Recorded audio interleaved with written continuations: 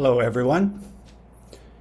Thank you for joining us. I'm Tim Middleton, Product Manager at BookNet Canada. Welcome to Listening In, a conversation about the present and future of audiobooks.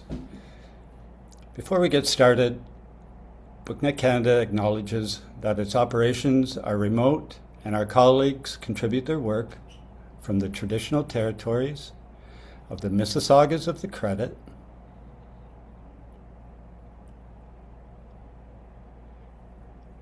the Anishinaabe,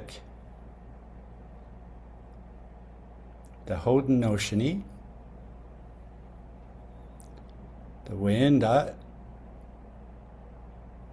the Mi'kmaq, the Ojibwe of Fort William First Nation, the Three Fires Confederacy of First Nations, which includes the Ojibwe, the Odawa, and the Potawatomi,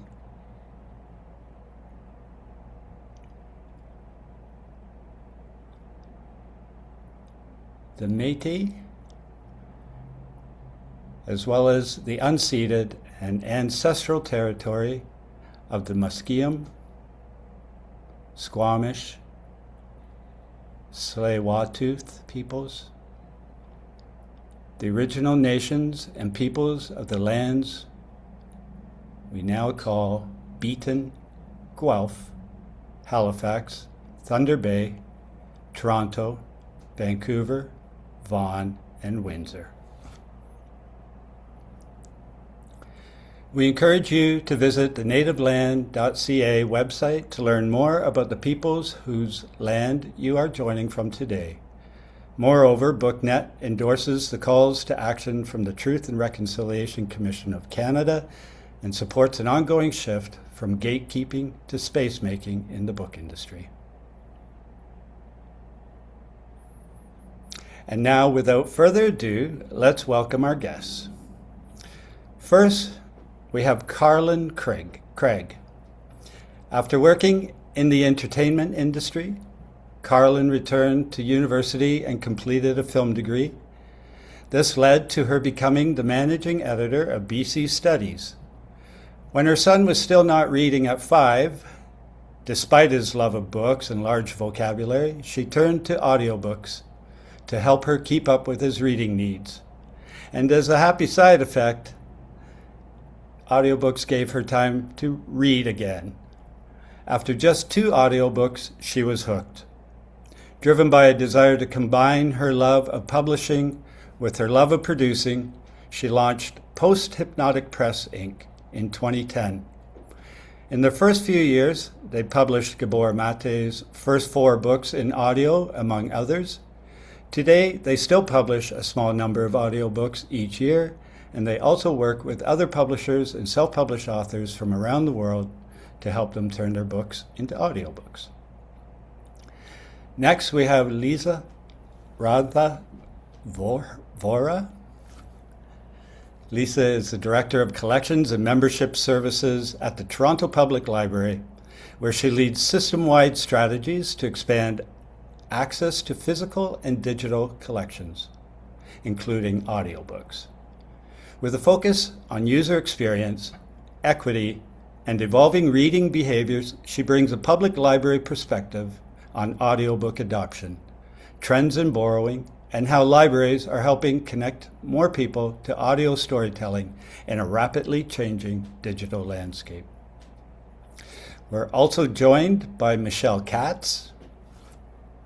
Michelle has been working in audiobooks since 2013, including merchandising at audiobooks.com, co-founding Authors Republic, and leading publishing at Novel Audio and Rakuten Kobo's original content department. She is currently a freelance producer through MK Audiobooks and a course developer and lecturer at Toronto Metropolitan University, teaching audiobook publishing as part of the Publishing Certificate Program. And finally, we have Pamela Campbell. Pamela is a 19-year veteran of audiobooks.com, where she anchors the company's digital operations by managing publisher contracts, content ingestion, and detailed metadata for over 300 publishers. Living at the intersection of data and storytelling, Pamela pairs a meticulous eye for technical precision with the heart of an avid book lover, ensuring great stories reach listeners seamlessly. Thank you all for joining us. Okay, let's talk audiobooks. I'm excited. I'm an old school anti-audiobook person. I'm not anti-audiobook, but I am old, so that's my experience of audiobooks. So my first question is going to be for everyone, and then I'll start with Carlin, and then we'll go around to my right. So for all, our Canadian leisure and reading study revealed that the percentage of readers who prefer audiobooks continues to rise from 8% in 2020 to 16% in 2025. And 19% of the respondents said that their perception is that they're spending more time listening to audiobooks. So the first question is, what do you think is behind the increase in adoption of this format? Carlin, you want to kick us off? Yeah, okay. Well, I would say the number one reason is that Audible opened audible.ca in 2018 and started promoting more in Canada. So we saw a big change there. Beyond that, I think it's a combination of the convenience, marketing, and people being more comfortable with the technology that delivers audiobooks. Having a smartphone that you can play them on anywhere makes it just so much more convenient. So if you think about it, the main reason people start adopting audiobooks is the convenience. You can listen while you're driving, while you're gardening, walking the dog, doing housework. You can't read while you're doing that. So that's a big driver, but it doesn't change the behavior. It's the marketing and promoting. Like you just said, you were a snob. I was a total snob about audiobooks. I was a huge reader, and I was an absolute snob. I wouldn't listen to audiobooks. I finally, when my son was 6 and he had a serious eye tracking issue, that was why he wasn't learning to read. We didn't discover that till about then. But I couldn't keep up with his reading needs, and so we finally resorted to audiobooks. And then I had this total epiphany. I fell in love with them myself. I realized there were so many people who can't read comfortably. They can read, they're literate, but reading has so many things going on in your brain that things can go wrong. So my desire is to get more people hooked on audiobooks, because there's a lot of people who aren't book people because of reading, and they think they're not book people. And in fact, they're book people. They just have maybe some dyslexia or some other thing going on. So, but I think it's a combination of the convenience, but that promotion. The promotion really didn't start to happen in Canada till after 2018. Okay, thanks. Lisa, did you want to? So to add on to what Carlin has said, in the public library world, we track preferences by circulation. And so as more and more content was available in audiobooks, we saw public library customers all across Canada devour the physical audiobook format for sure. And then our huge shift came during the pandemic, when unfortunately public libraries weren't able to as easily lend physical formats, but that digital format of audiobooks skyrocketed. And we all started asking each other, hey, are you seeing the same trend? Because we thought it can't be everywhere, but it literally was everywhere. So whether people were using it for preferences, many of the things that Carlin spoke about, or whether it was because it was just easier than having a book and some noise, some company, some another voice to have while many people were isolated. And as the pandemic of loneliness has increased, we definitely have seen audiobooks usage and preference also increasing. Interesting. That's really neat. Pamela, we'll go down to you. Okay. Hi, everyone. Again, what Carlin and Lisa have said is 100% true as well from the retailer side here. But it's interesting to note that as more and more titles have become made into audiobooks simultaneous with the print, I think that's a massive factor there. You can get the new release the day it's in hardback, it's in audio, it's digital audio as well. So just the quick turnaround of getting the audio the same day as available. You don't have to choose. You could get both I'm one of those people. Uh, so I think that the availability and that the publishers are also getting behind the audiobook format, that's massive. Um, it wasn't always that way, but now the audio side is working with the hardback print side in marketing and making sure people are aware that the audiobook is an option. So that's what I'll add to that. Oh, nice. Thanks. And Michelle, over to you. Yeah, I mean, there's so many factors, and everyone, I agree with everything that you guys have said so far. I think the improved sentiment surrounding audiobooks, Tim, you're a dying breed, man. More and more people are coming over, and I think it's in part also a byproduct of just a listening culture. Like I am seeing on, every news outlet that I visit, click here to listen to this article. I see it on like email newsletters sometimes have an audio version. Blog posts, Medium posts have a listening version. And so I think people are just incorporating listening into their lives in many ways. And so audiobooks are going to follow from that. And also we cannot understate the impact that Spotify has had. I think growth in the audiobook markets has always kind of been in lockstep with better access, better delivery mechanisms, more books. And Spotify's model to a lot of people is going to feel free because they already pay for the service. And it's not another app, it's not another account. And they're looking for something to listen to anyway. And they have seen some pretty serious numbers. And I think that is definitely a major part of very recent adoption is coming from them as well. Thank you very much. And I do want to just qualify that I'm not a snob. I just can't do audiobooks. My family does, my daughters. Have we made this a hostile environment for people? I shouldn't have led with that. Okay, I'm going to move on to the second question. Thank you. Those are all really insightful points. And our second question is, it does again for everyone, only this time I'm going to go around reverse order, so get ready. Looking back at the last 5 to 10 years, what has changed in how you approach audiobooks from your corner of the industry? For example, have your strategies to reach listeners changed over time? Michelle. Sorry. Tech glitch. Yeah, so for me, from my perspective, one of the big things in the work that I do with publishers and with mostly independent authors right now is the question on distribution. And like Pam and Carlin were literally around when we were having conversations about wide distribution like a decade ago. And it used to be a thing where, Audible offered such a lucrative deal to be exclusive with them.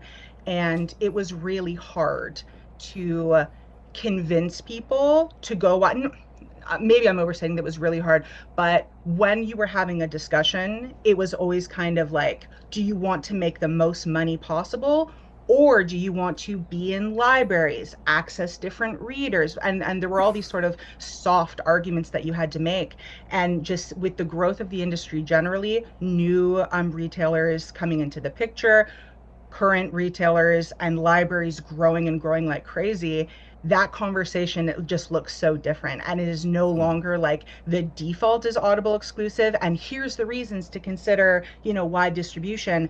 I almost want to say, it's like 50-50, maybe even a little bit inverted, especially because people love libraries and they love, with Libra.fm, they love independent booksellers. So that has been a really interesting change for me to see. Pamela? Yeah, so being one of the competitors for Audible, audiobooks.com, we've always taken a thought process that books should be in as many places available everywhere for everybody to access. It's more about making sure if you want to listen, you can find a place to listen. So what I've been delightful, because I do deal with a lot of the publishers and work with publisher contracts, is we are seeing some of the smaller publishers reach out to us directly instead of going through either a distributor themselves, or they've reached out and have said, look, I don't have it in audio yet. I'm going to get it in audio. What specs do I need to have it with you? So I love seeing that these smaller publishers or even authors are going about it and just reaching out and trying to find a way to get their books in front of people. And that's been really big to see. And then just too, we are seeing, like Michelle mentioned, the other big giant, Spotify, they are opening up doors for people to just know that audiobooks are a thing. So while we haven't really changed the way we try to reach our listeners, we just try to give them the best listening experience, and making sure we have as many different options available to our authors, to the publishers, to find a way to fit their content with a contract that everyone's going to win. Interesting. Lisa. I agree with everything that's already been said. And from the library world, things that we've really changed is ensuring that everyone understands, and I'll post a link into the chat too, is that listening to audiobooks is defined as reading. There has been a little bit of a battle, as was the case also with like graphic novels or other new formats or newer, different formats. We have really pushed to help everyone understand, as Carlin has said very clearly, audiobook listening is reading. And then exactly what Pamela had said earlier too about really supporting the vendors and understanding that we do want, on the same day that the print is available, our customers want audiobooks available too, and ensuring that we do that purchasing. Purchasing does continue to be difficult. 10 years ago, our average circ sat about $1.50. Right now, our average circ is sitting about $4 per audiobook. So sometimes we intentionally have to choose solely the audiobook or the print book. So sometimes those are difficult decisions. And the last thing that I'll say that we make sure that has really changed, but to ensure that there is awareness about this format, is that we specifically have curated lists like Listen and Learn or Hear Me Now. But even in our traditional book list now, where in the past I don't think audiobooks were as intentionally always included, we always intentionally ensure now that that format is always included in a traditional book list too, even if it's not just a solely audiobook list. So there are a lot of things that have changed as the demand increases, but really depending on those publishers, ensuring authors get paid fairly, is working with our publishing partners to make sure that the content that our customers are looking for is available. And our biggest barrier, whether it's intentional or unintentional, is those Audible exclusives, because we continually do get asked for them at the library, and we do let our customers know why we don't have access to that content. Interesting. Carlin.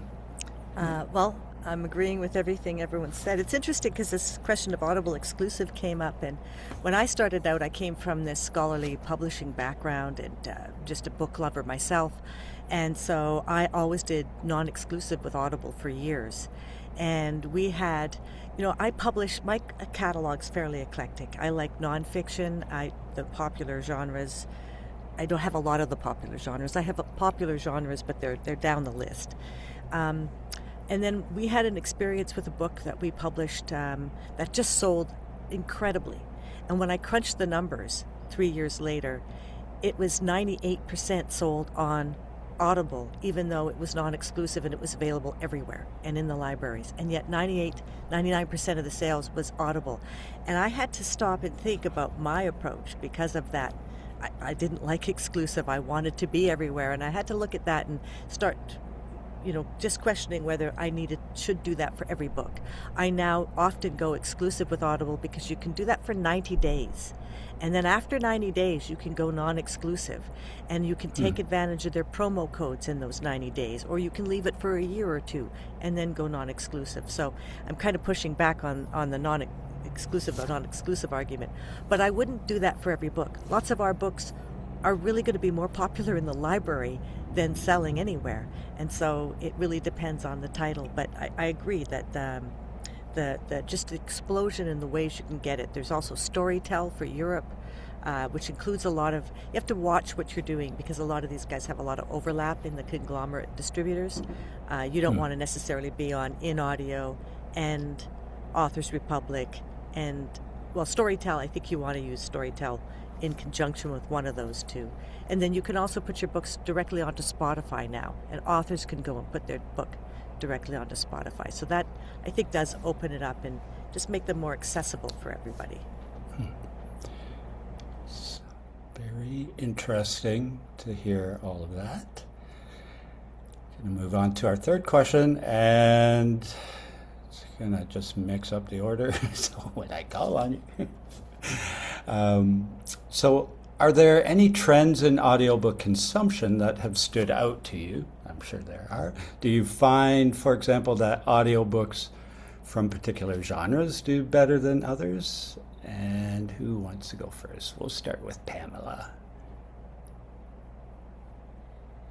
Okay, so for us on our site, absolutely, we have certain genres that trend year-round, specifically mystery thrillers, psychological thriller, mystery, and then what's been trending for the last few years, romantasy. Now, we do see different trends at different times of the year. Obviously, in January, there's an uptick in nonfiction and self-help and self-development. But we do find, as always, and I'm sure everyone else sees this too, when a book is turned into a film or a TV show, it will bubble up to the top as well. And now with book talk influencers, that also does trend up. But one thing, we are a relatively smaller team here at audiobooks.com, so we can quickly adapt. So we can quickly create book lists and add in the different genres that's trending. We're usually waiting on the publishers to update with new bisects to get those in when so we can fill in those trending genre listening there. But for us, it's primarily fiction. Women's fiction is doing actually really well recently. But yeah, the psychological thriller, domestic mystery is what we see a lot of listeners gravitating towards with us. Thanks. Over to you, Michelle. So the work that I do is a little bit less trend focused, just because I'm working with what someone brings. So if you're a publisher that happens to have romantasy, great. If you just publish books about trees, then the trends are probably like a little bit less relevant to you. Production standpoint, like there's not too much like a good audiobook is a good audiobook, and so the kind of best practices still hold.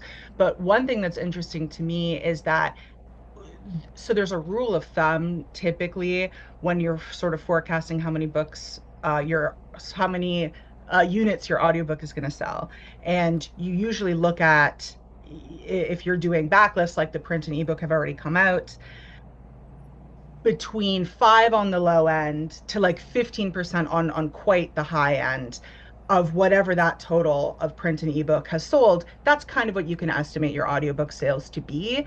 But as the audiobook market keeps growing and growing and growing, that number is changing. And so the books in a publisher's catalog that are becoming more viable is growing again. So just sort of like across the board, it's almost like there was a period where there was a lot of backlist, and then the backlist all got, all the economically viable backlist got acquired and produced, and it's out there.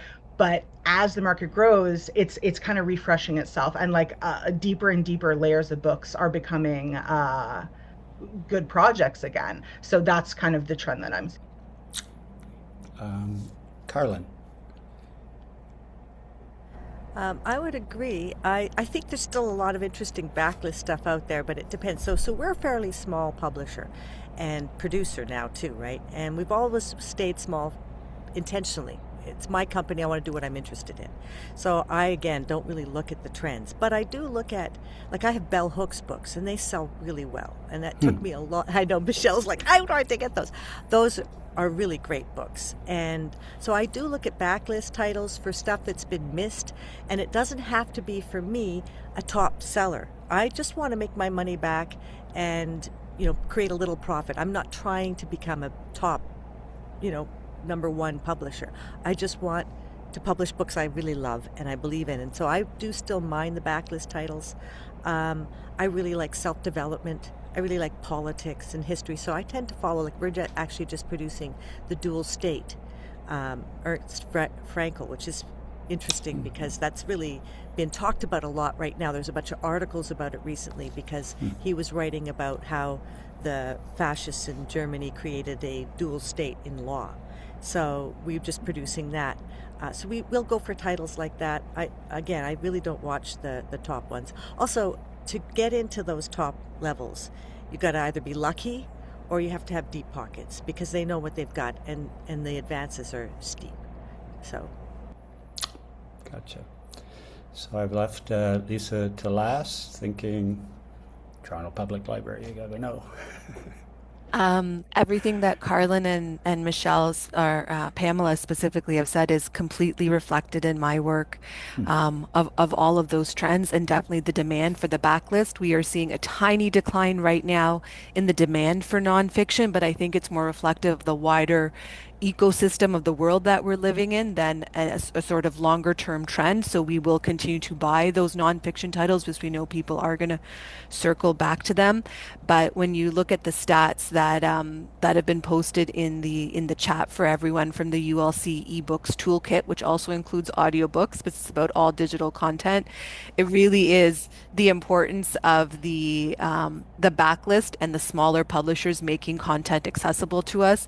The big five content is there. It is always in demand, but we would rather ensure that we have a long-standing perpetual access backlist available because that is an increase in trend that we're seeing. Again, in addition to all the romantasy stuff and all the top trending stuff that Pamela referred to. Thank you. That's our first group round. We're going to ask some individual questions for each of you. So I have some here. The first one I'm going to start with is for Carlin. I think you may have answered this already. Do these trends impact your decision about what books to acquire? Yeah. Is this better for volume? That's great. Okay. No, not really. But that's just because of the kind of publisher I am. And when our production arm, we get to do a lot of other variety. So, multicast. We've done some 3D audio.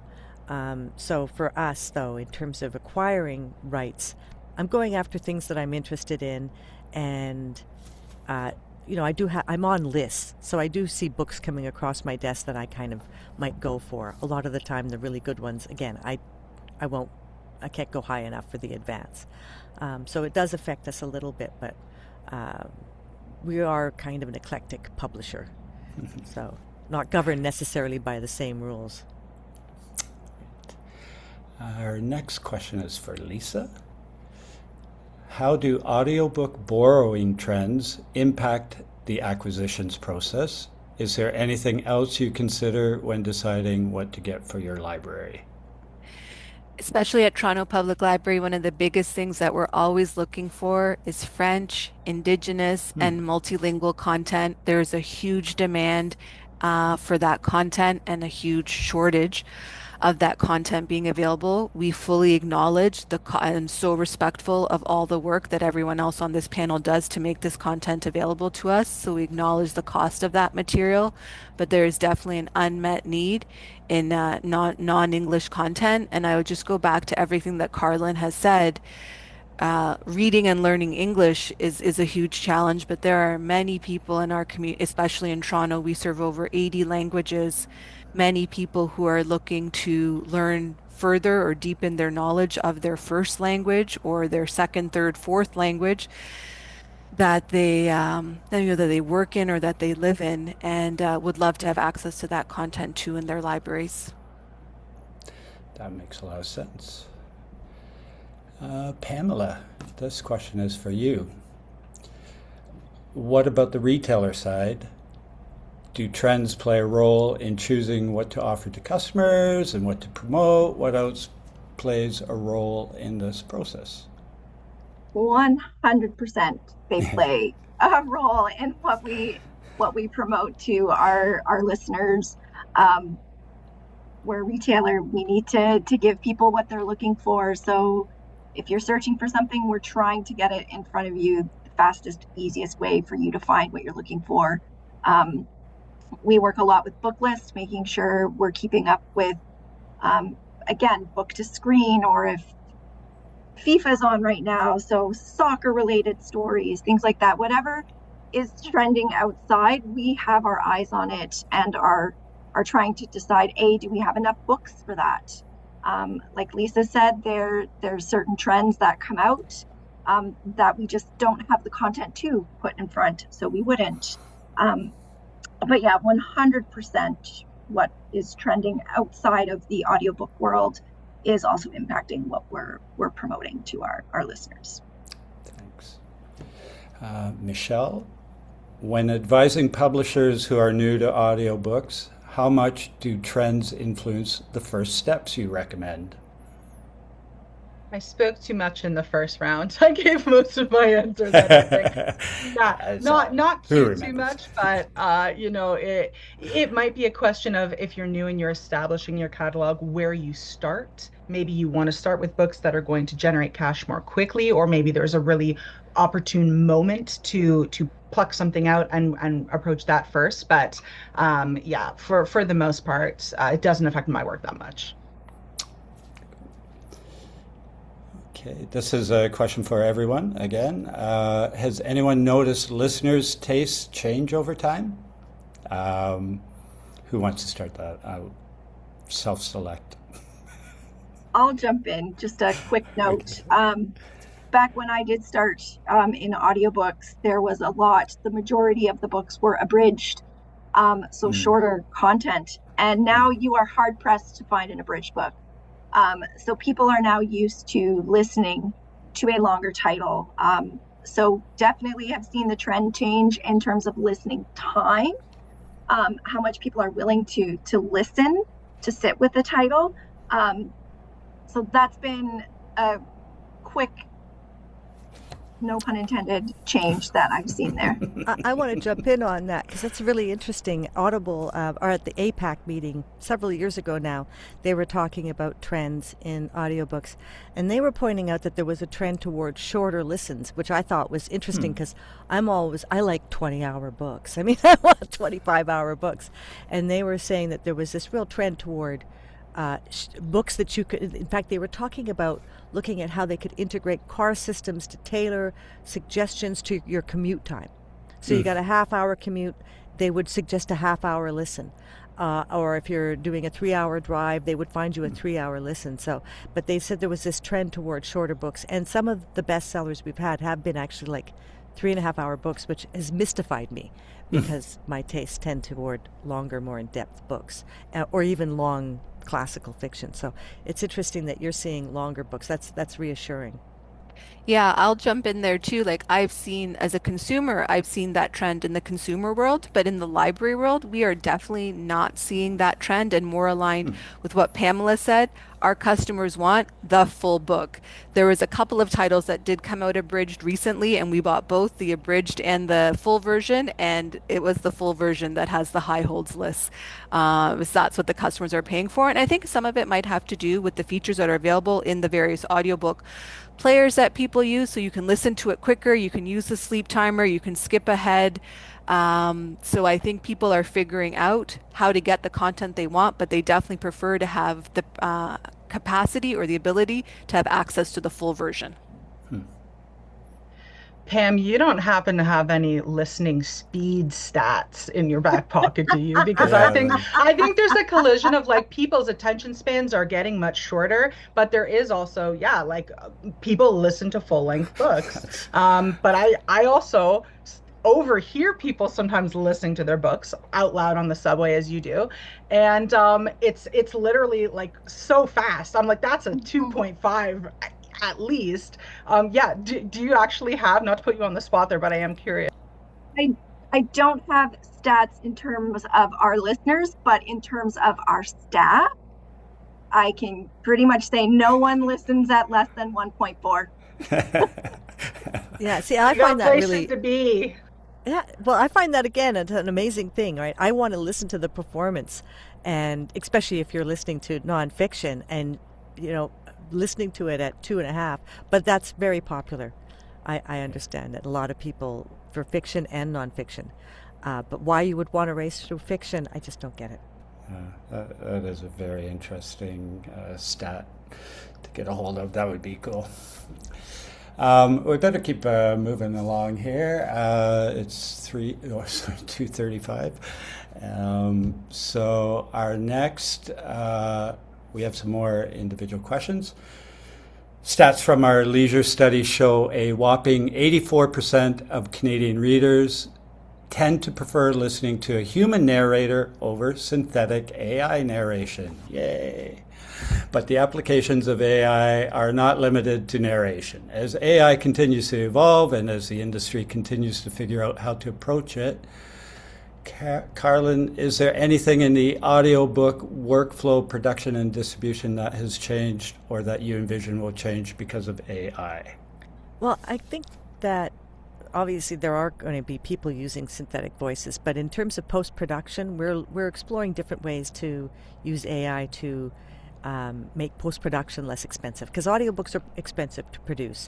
So far, I haven't really found anything. I love positron, but positron doesn't replace a human listening with a good set of headphones and a proper interface. It just doesn't. We've been looking at Descript to see what we can do with it, because it's changed a lot. It's really designed for podcasting, but we were looking to see, could it streamline certain things. Like, for instance, we produced a book recently with an author where they had a really poor internet connection. So rather than taking control of their computer and punching, we had to do a roll recording. So we were looking to see if Descript would decrease the time to edit. So far, I still think humans are winning the game. In the end, we still have to go back to a human, and they have to do the actual work of listening and applying actual intelligence instead of the fake one. Mm-hmm. Lisa, Libby, for example, implemented AI discoverability features. Do you envision AI becoming part of the patron experience in any other way? I think AI is great for things like accessibility, awareness, and availability. Agree with everything that Carlin has said, and I think it's so important that anything AI on any platform be an opt-in for our customers. At TPL, we have not received any good feedback on the Libby AI discoverability features, whether it's from staff or from customers. So again, exactly what Carlin said. I think there are some workflow things that will provide greater accessibility, awareness, and availability. But our customers are definitely, our 4 million customers continue to definitely look for the human narrators and the human validated features so that they continue to receive the high quality service that they're used to from our publishing partners and the library. This one's for Pamela. Is AI impacting the audiobook buyer experience? What role, if any, is AI playing in how you sell and promote audiobooks? The first thing I'll say about AI is if a book is narrated using AI or is written with AI, we need it labeled as such. It is a requirement from all of our publishers, big or small, that if it is have any sort of AI in terms of narration or written, that it be flagged that way. We never want our listeners to feel duped or switched, that they thought they were getting a human narrated book and it's not. So that is something we take very seriously on our end and had even implemented safe checks on our side before the APA came out with all of their workflow for that. In terms of recommendations and search, It's not something we've fully explored on our end yet. Like both Carlin and Lisa have said, there's nothing will beat a human or a personal recommendation yet. It is something I do see a lot of promise for some of the tools that are being explored. I think there's great opportunity there. But for us, for what I deal with specifically, we just want to make sure everything is labeled correctly so that the listeners can choose. Do you want to listen to a digital narrator or not? Now, they've come leaps and bounds in terms of what a digital narrator used to be and now. And I will sometimes listen to a sample to see if I can pick out an AI narrator, and it's getting harder, but you still can. And I think some of the publishers are starting to dip their toe into it a little more. I do think there is the capability of what it can bring to bringing titles that otherwise would not get into audiobooks, I think is what I think is the best thing about specifically AI or narration, is that it will have the opportunity to bring titles that might not otherwise be available in audiobook format to the listeners. Yeah, good point. I just wanted to add something, Pamela. I was at IBPA did a thing on AI, and they said that their stats were showing that more people are going to ChatGPT and places like that to ask for book recommendations. And then those book recommendations, and also Amazon has changed the way it does its book recommendations. And so before we used to get a whole host of choices, now you see one or maybe two. So I think it's impacting it negatively in some ways. It's interesting because you can take the good pieces and then you get what should be giving you more and opening up boundaries is somewhat closing in on itself in some areas of what I've seen in terms of testing and looking at things. And then I think, Michelle, this will be our last question before we want to open it up to the audience for QA. So this is your AI question. As a multifaceted audiobook professional who works with publishers in different stages of their audiobook journey, how do you recommend they approach AI? So, I mean, first off, like this conversation will be different 6 months from now, a year from now. It was different a year ago, right? The tools are changing so quickly. The audience and the reception is changing.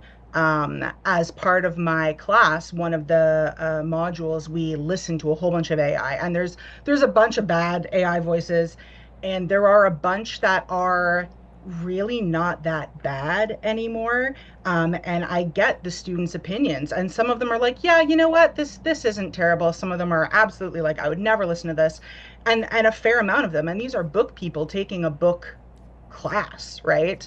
And they're like, I could listen to this. And the quality is going to continue to improve. And I think much like any acquired taste, it comes through exposure, not intent. So the more that we hear just in daily life, on the phone, on, websites, having, ChatGPT read something aloud to you, like, it does start to change your ear. So I wonder in 2 or 3 years, as it gets incorporated into other aspects of life, how the user reception will be at that point. But for me as a producer, when I'm talking to authors or publishers about it, the first thing is like, no one has ever gone to an AI because it does a better job. It's because it does a cheaper job, right? Like that is kind of the only reason to do it at this point, I think.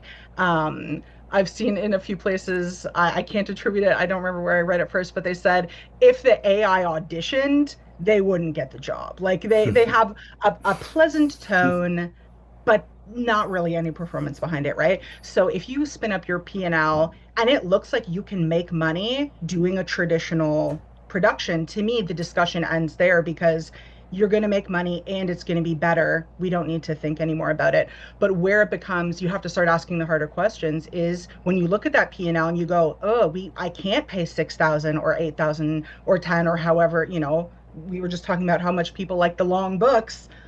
Long books are very expensive, right? So then you have to start asking, you've got your moral question of, period, like this software is built on stolen content, no consent, no compensation, period. So to move forward, like, you have to reconcile that. And then even on the business question, I think people are kind of they're not engaging with it because they don't like it. And so I wonder how many people have like a real experience of using it. It's not as cheap as a lot of people think that it should be, and it's a lot more, there's a lot more manual intervention. Like Carlin, you were saying, when you see a demo and it sounds relatively like performative and expressive, that's because a human probably went through and curved all of the, you know what I mean, and did a lot of intervention. So it's not necessarily easier either. That being said, I think it's naive to think that there are no business cases where the only way to do it is with AI. And there's an argument for access. There is an argument for using, aggregate sales from lower demand books to build a strong traditional audio publishing business as well, right? So there's a lot of ways to look at it. Ultimately, it's not the kind of thing that I can like I wouldn't advise someone directly on that. I just kind of bring them all the things to think about and then let them go. And I haven't had a single person choose AI so far. Very, very good points. And I do want to get to our Q&A now, so I'm just going to keep going. I mean, I want to stop and talk about all this stuff even more, but we'll have to have more of these. So first question that I have from our audience is, does anyone have tips to build a community to bring people closer to audiobooks? Let's start with the library. I won't go on for too long because I feel like I've sort of already answered this. Yes, I'm Curate, sure. curate, curate. And Curate. yeah, so either have specific audiobook lists, all your regular lists have audiobook contents, and then just because I've got three amazing content providers on the call, anytime that you can partner with a content provider to provide simultaneous use, the E1 Read Canada program, all the publishers in Canada participate to give English and French audio content for those titles for all libraries to access. Just making it available and being affordable for libraries is how we're attempting to build that audiobook content. And then I'll just repeat one other thing that I said too, just ensure that everyone understands that listening to audiobooks is reading, is literacy. It's the same. And whether it's your preference or whether that is your capability. So that's what I would say for that one. Thanks, Yeah. Tim. Very nice, thank you. I just want to, if anybody has anything to add, go for it, but otherwise I'll move on. No, I want to add to that. Yep. Because Lisa's pointed out that audiobook listening is reading. Listening can improve your reading skills. It can improve your retention. It can improve your vocabulary. But the other thing is, like, in terms of building a community, in Germany, they're crazy about audiobooks. They have shows where they've got the actors on stage and a Foley pit, and they're performing audiobooks to 20 and 30 and 40,000 people in an audience. And I'd love to see that here. Those are so much fun. And they've been doing this for a long time. I can't remember, the first time I heard about it was at least nearly a decade ago. And they're still doing them. I looked it up recently for this conference. So I think something like that, where you really have people going and enjoying an audiobook together in an audience. And that could, I don't know, I guess they're probably doing abridged books or shorter books, but it's a real phenomenon there. That sounds really interesting. Yeah, that sounds amazing, Carlin. I just have one very quick point to add to this. If you want to talk about communities in audio, the romance audiobook community is such a dream community to like publish for and engage with. And I think that was a very organically generated community, but it has definitely been, so some gasoline has been poured onto it because the narrators are so, like, they engage so much, and there are these amazing events about, like, specifically, I mean, I guess it's about romance print and ebook as well, but really finding other ways where people can engage other than just buying the product. And, it's, there's such a lovely community to serve. And I would look at that as kind of like an idea. And Pamela. Yeah, continuing on with what Michelle said there, once you find the narrators in the audiobook, they are celebrities in themselves. Often people will choose a book based on the narrator. People will choose not to listen to a book based on the narrator. So once you can tap into that, if you can get extra content, behind the scenes footage, to give that, so you kind of make the listener feel like they're part of even the process. Oh, wow, look, there's Carlin in her booth recording a book. How cool is that? I don't the narrate. the audiobook listeners will fall in love with the narrator, and that is something that can build on itself and build its strength there. It's probably why Carlin doesn't narrate. She doesn't want anyone to fall in love with her. So. I think we have time for a couple more. So this one I thought was interesting. Is for Carlin. Do you have any insights into the latest licensing developments? Okay, I guess this is talking about Audible in particular, because they have a new royalty model that they're rolling out, and it also is connected to their all-you-can-listen program. So they started the all-you-can-listen program, do you know, Michelle, a few years ago, and those are free books. If you're a Prime member or even just a regular member, you can listen to the all-you-can-listen catalog. So now they have a new royalty model which goes with that, and basically it robs Peter to pay Paul. So for instance, if somebody buys my book for a credit, I get a royalty on that, and it's not a very significant royalty. Now they are going to take that. So if, say, Lisa buys my book with a credit, but then she listens to a free book that month, they're going to split the royalty from my purchase with the free book. And I asked them, well, what happens if somebody's listening to more than one free book a month? Like, how is this going to end up being split up? And they're like, oh, that doesn't happen. Well, I'll tell you, I'm an audiobook listener. I have 24 credits a year. I often renew early because I've used up all my credits, and I listen to tons of free books every month. I listen all the time. And so I'm sure that there are other people out there like me, and that will grow as well. So I suppose what they're thinking is they're trying to move toward a more of a Spotify royalty model, where, because it is based on the proportion that people listen and stuff, but it does change. I don't know how it's going to impact our royalties. They're selling this as like it's a real win-win. I don't see how it's a win for me. But that's happening, and I don't think there's much. I mean, every organization has made changes like that over the years. What we see is we build our royalties up, they get to a certain point, then they make a change, and suddenly they're back down for that, and it takes a few quarters, and finally maybe we build some of that royalty back up. They make another change, and our royalties go down again. So, I don't know. It's the nature of the business. Yeah. I'm looking at you answered another question in there. That was great. Just looking for our last one. No, maybe not. Maybe we have more time for more. Okay, are audiobooks on CD becoming obsolete? Yes. Yep, everyone Yeah, says yes. becoming obsolete. Well, what about, I guess cars don't need CDs anymore either. There is trends though. Told you I'm old. Going back to vinyl and CD for music, so I wouldn't count it out yet. I haven't seen any. We produced our CDs in house because it was so much fun. We could do really fun packaging. We would actually do it like like an album. We'd put liner notes on the inside of the insert, and we'd most of the CDs, when we started producing them, they were really plain. We would add images and the cover and maybe stuff to the actual CD.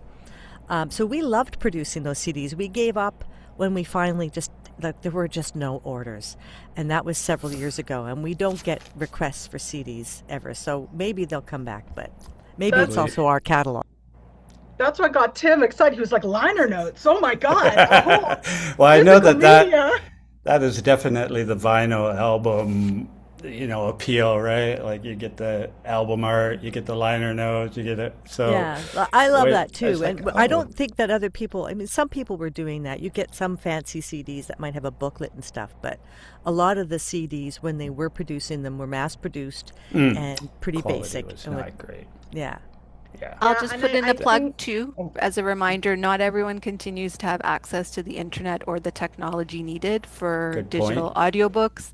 Yeah. And so in the public library world, we are all about providing access to everybody. And so if the technology existed, whether it be the CD player or the vinyl player or however else we could physically offer audiobooks again, we are open to reconsidering that format. But for now, we don't even have access uh, to the option to buy physical audiobooks for most titles anymore. Get in But touch. our We'll sell you DVD, ours. but our physical DVDs, Blu-rays, CDs, vinyl music continue to have pretty decent circulation. Wow. well, I think audiobooks face a unique challenge in the physical media space there, right? Like CDs, it's even clunky to have like a big thing with a bunch of CDs in it, let alone tapes are off the table. Vinyl is for the most part off the table, right? So I think because I'm seeing a return to physical media in like, just anecdotal observation in people that I know, but mostly with relating to screen or relating to music. But yeah, I think it doesn't quite have the aesthetic charm to have like this big chunky like old tape, 16 cassette tapes in a thing. Yeah. With MP3 though, you can get quite a large book onto one CD, and two CDs is generally enough for the longest audiobook. I think we maybe had one over the time that we needed three CDs to put an MP3 CD together. Very interesting. I inherited a lot of CDs. My stepfather passed away a couple of years ago. And so I got all his CDs, but I have nothing to play them on. So I know I can find something. But so I think that's how people are getting their CDs these days. And then we have 2 more minutes, maybe a couple rapid fire. What is the cost to produce an audiobook? I know that's going to be all over the place, but anybody want to throw out an average ballpark? Well, we charge $650 per finished hour for professional talent, and it goes up if you want anything beyond that, sound effects and things like that. And that sounds like a lot, but half of that's going out the door to the narrator. And when you think about the work they do, they've got to prep the book, they got to read the whole thing and get ready and think about characters. Then they're spending 2 to 3 hours in the booth for every finished hour of audio. It's costly. You think about how much work went into making that book in the first place, and the number of people that are involved, right? It's not just the author. There's the editors and the substantive editors and the copy editors, and it's the same in audio. So we do produce books with authors. The podcast mics have come a long way, so we are often setting up authors in their homes with a podcast mic, a good quality, but it's not the same as recording in our studio. You're not going to get that quality, but it's good enough for a lot of authors producing their books, and that tends to be nonfiction. And a lot of people love to hear the author reading their own book. So that can be a little less expensive. And if anybody else wants to jump in, otherwise we're going to wrap it up. No, yeah, it's so sad. This is fun. Okay, just thank you so much for joining us today. Really appreciate it. You haven't converted me, but I'll check them out. No. So there were some questions in the question box, and Sean asked about literary fiction. I just wanted to mention, in terms of marketing, I mean, we talked about the different romance and stuff, but the other key to any book, I think, these days is the author. If the author isn't out there promoting their book, it doesn't matter what everyone else is doing. People want to know the author for some reason, like in a way that wasn't the case 20 years ago or even 10. that It's author social, piece is yeah. so important. So if you're not out there, you're not known, you don't have a following, it's going to be harder to sell your book. Doesn't mean you shouldn't do it. You just got to build that. Yeah, very good point. Thank you for noticing that question. And before we go, we'd love it if you could provide feedback on this session. We'll drop a link to the survey in the chat. Please take a couple of minutes to fill it out. We'll also be emailing you a link to a recording of this session as soon as it's available. Thank you very much, Carlin, Lisa, Michelle, and Pamela, for your wisdom and your experience. To our attendees, we invite you to explore the Tech Forum website, bnctechforum.ca, where you'll find information about upcoming events and recordings of previous sessions. And lastly, we'd like to thank the Department of Canadian Heritage for their support through the Canada Book Fund. And thanks to all of you for attending.